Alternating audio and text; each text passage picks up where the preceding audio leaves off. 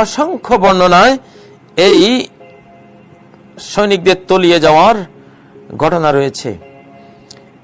এর মাধ্যমে সারা বিশ্ব জেনে যাবে যে ইমাম মাহদী ইনি।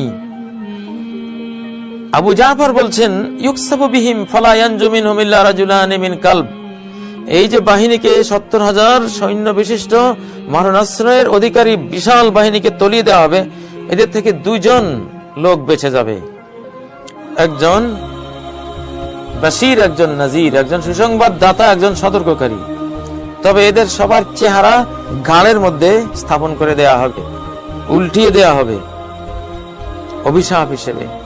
এরা ইমাম মাহদী বিরোধী বাহিনীতে ছিল। সে এই 2 ব্যক্তির একজনের নাম ওয়াবার, আর একজনের নাম ওয়াবির। তুকাল্লাবু উজুহুহুমা ফি আখফিয়াতিহিমা, চেহারা বিকৃত করে ঘাড়ের মধ্যে বসিয়ে দেওয়া হবে।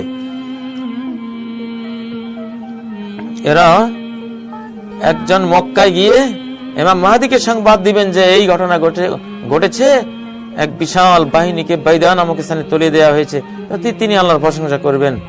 আরেক ব্যক্তি সিরিয়ায় যে বাহিনীকে পাঠিয়েছে তার কাছে গিয়ে সতর্কীকরণ করবে যে তোমার গোটা বাহিনী তলিয়ে গেছে, মেছাকার হয়ে গেছে, তার জন্য হবে সতর্কীকরণ। এই ঘটনা ঘটবে।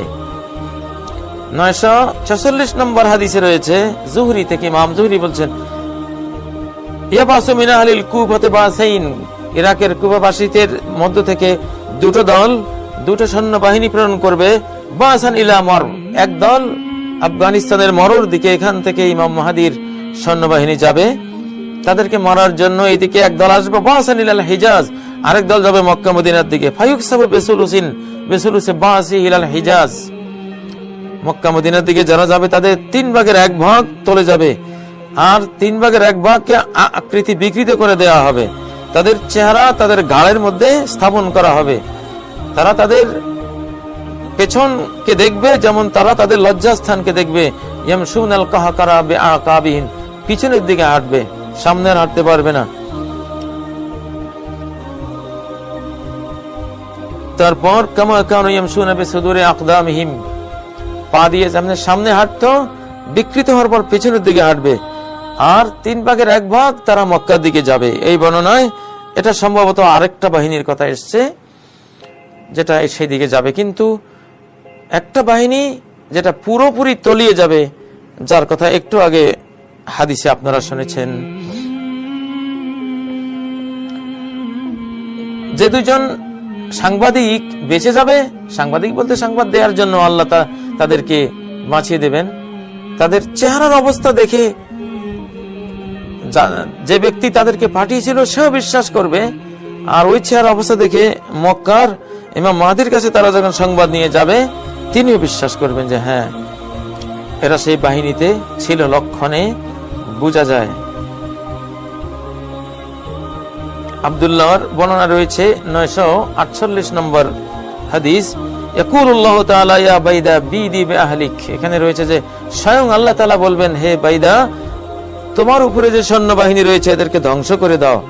ফাতাবিদু বিহিম, বাইদা তার উপরে যেই সৈন্যবাহিনীরা আশ্রয় নিয়েছে সবাইকে ধ্বংস করে দিবে। ইল্লা রাজুলুন মিন বাজিলা, বাজিলা গোত্রের এক ব্যক্তি বেঁচে যাবে। ইউহাউবিরুল্লাহু ওয়াজহাহু ইলা কাফাহু, তার চেহারা গালের মধ্যে নিয়ে যাবেন আল্লাহ তাআলা। লিয়ুখবিরান নাস বিআমরিহিম, এই অভিশপ্ত বাহিনী এরা যে তলিয়ে গেল এদের এই দুর্ঘটনার সংবাদ দেওয়ার জন্য আল্লাহ তাকে বাঁচিয়ে রাখবেন। সে গিয়ে মানুষকে এভাবে সংবাদ দেবে। দর্শক, ইমাম আল মাহদীর আগমনের বার্তা আপনারা ইনশাআল্লাহ শুনবেন এই বিশাল বাহিনী তলিয়ে যাওয়ার মাধ্যমে। এটাই সর্বোচ্চ প্রকাশ্য ঘটনা হবে যে মক্কায় যিনি আশ্রয় নিয়েছেন বাইতুল্লাহতে তিনি ইমাম আল মাহদী, এবং তখনই চতুর্দিক থেকে তার বিজয় ইনশাআল্লাহ শুরু হবে। ইমাম আল মাহদীর আগমনের সময়কালটা কেমন হবে, সামাজিক প্রেক্ষাপটটা কেমন হবে? মাতার আল রাত থেকে একটি বর্ণনা রয়েছে, লা ইয়াখরুজুল মাহদী হাত্তা ইউগফারা বিল্লাহি জাহরা, ইমাম মাহদী ঠিক যেই পরিবেশে পৃথিবীতে আসবেন, সেই পৃথিবীতে প্রকাশ্যে আল্লাহর সাথে কুফরির বার্তা প্রচার করা হবে। আজকে বিশ্ব মিডিয়া কিভাবে নাস্তিক্যবাদকে প্রচার করছে, প্রিন্টিং মিডিয়ায় নাস্তিকরা কি সব লেখা আল্লাহ তাআলাকে কেন্দ্র করে বলছে, যেটা মুখেও আসে না একজন মুমিনের বা একজন ভদ্র ভদ্র মানুষ, মনুষ্যত্ব যার আছে তার মুখে আসবে না। এমন কুফরি কালাম আজকে কিছু কিছু পত্রিকা, মিডিয়া, ইন্টারনেট এগুলো ঘাটলে এসব দেখবেন। এমন ধরনের একটি পরিবেশেই ইমাম মাহদী আসবেন বলে এখানকার কিতাবুল ফিতান নুআইম ইবনে হাম্মাদের 957 নম্বর হাদিসে রয়েছে মাতার আল ওরাক থেকে। তারপর ইমাম আল মাহদীর আগমনের সময় সামাজিক গন্ডগোল কেমন হবে? মুসনাদে আহমদ বর্ণিত একটি হাদিসে রয়েছে, উবাশশিরুকুম বিল মাহদিয়্যি ইউবাসু আলা ইখতিলাফিম মিনান নাস ওয়া জালাজিল। আমি তোমাদেরকে ইমাম আল মাহদীর আগমনের সংবাদ দিচ্ছি, তিনি বের হবেন আলা ইখতিলাফিম মিনান নাস ওয়া জালাজিল। মানুষের বিশেষ করে মুসলিম উম্মার যখন বিশাল ইখতিলাফ শুরু হবে, বিরাট মতবিরোধ শুরু হবে চতুর্দিকে। এটা আগের যুগের মাসালার মতবিরোধ নয়, এটা বিভিন্ন দিক থেকে স্বার্থের দ্বন্দ্ব, মর্যাদার লড়াই, ক্ষমতার দ্বন্দ্ব, ধর্মীয় দ্বন্দ্ব, গোটা উম্মতে মুসলিমার মধ্যে এক ধরনের এমন বিরোধ আর রেষারেষি আর হানাহানি। আজকে কাতার এবং মিডল ইস্টের অন্যান্য রাষ্ট্রের অবস্থা দেখলে কি বোঝা যায়, সিরিয়ার অবস্থা দেখলে আমরা কি দেখি, মিশর, লিবিয়া, আফগানিস্তান, এবং কাকে বাদ দিবেন, তুরস্ক, চতুর্দিকে। এবং তাকালেই দেখা যায় যে ইখতিলাফ হতে হতে হতে হতে এক ঘরে যদি দুই ভাই থাকে, দুই ভাইয়ের মধ্যে ইখতিলাফ, স্বামী স্ত্রীর মধ্যে দ্বন্দ্ব, বাপ বেটার মধ্যে দ্বন্দ্ব, প্রত্যেকে যেন আলগা আলগা একটা পৃথক পৃথক মানুষে পরিণত হয়েছে। আলা ইখতিলাফিম মিনান নাসি ওয়া জালাজিল। এবং এমন ভয়ঙ্কর সব ঘটনা ঘটবে, মানুষ সেই দুর্ঘটনার ভয়ে প্রকম্পিত থাকবে, মানুষের ভিতরে ভূমিকম্প বয়ে যাবে।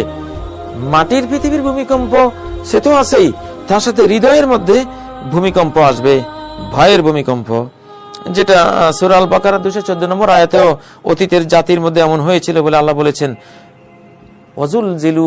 ওয়াজুলজিলু সূরা আল আহজাবে রয়েছে, ওয়াজুলজিলু জিলজালান শাদীদা, তাদেরকে কম্পিত করা হয়েছে ভয়ঙ্কর প্রকম্পনে। তো ইমাম মাহদীর আগমনের পরিবেশটা এমন হবে যে ইখতিলাফ ছাড়া কোনো এলাকা বাদ নেই। আজকের বাংলাদেশের মিডিয়া দেখেন, ইসলামী বক্তব্য যারা দেয়, কি ধরনের ইখতিলাফ! পাড়ায় এক মসজিদে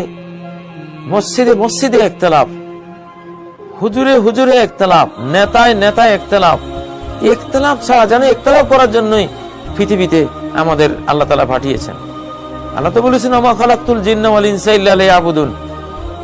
কিন্তু এদের আচরণে বোঝা যায় ইল্লা লিয়াখতালিফু, যে এরা পৃথিবীতে পাঠাইছে যেন ইখতিলাফ করতে পারে, একজনের বিরুদ্ধে আরেকজন আদা পানি খেয়ে লাগতে পারে, এইরকম একটা অবস্থা। এটাই বোঝা যাচ্ছে যে হ্যাঁ, ওনার জন্ম হয়ে গেছে, এখন শুধু আত্মপ্রকাশের সময়টা। সব আলামত, যেমন একটা সন্তান জন্মের ডেট হয়ে যায় যে অমুক তারিখে, জন্মের সকল লক্ষণ চলে আসছে, তখন এটা সময়ের ব্যাপার মাত্র। ফায়ামলাউল আরদা কিসতান ওয়া আদলান, ইনসাফ দিয়ে, সাম্য দিয়ে গোটা পৃথিবীকে পরিপূর্ণ করে দিবেন। কামা মুলিয়াত যুলমান ওয়া জাওরা, যেভাবে গোটা পৃথিবী জুলুম আর অত্যাচারে ভরপুর থাকবে। ইয়ারদা আনহু সাকিনুস সামাই ওয়া সাকিনুল আরদ, আকাশের অধিবাসী, জমিনের অধিবাসী সবাই ইমাম আল মাহদীর উপরে সন্তুষ্ট থাকবে। ইয়াকসিমুল মাল সাহাহান, সম্পদ দান করবেন গণনা ছাড়াই, অপুরন্ত সম্পদ বিনা গণনায় দান করতে থাকবেন। সুবহানাল্লাহ। তো সেই অবস্থা আমরা দেখতে পাচ্ছি।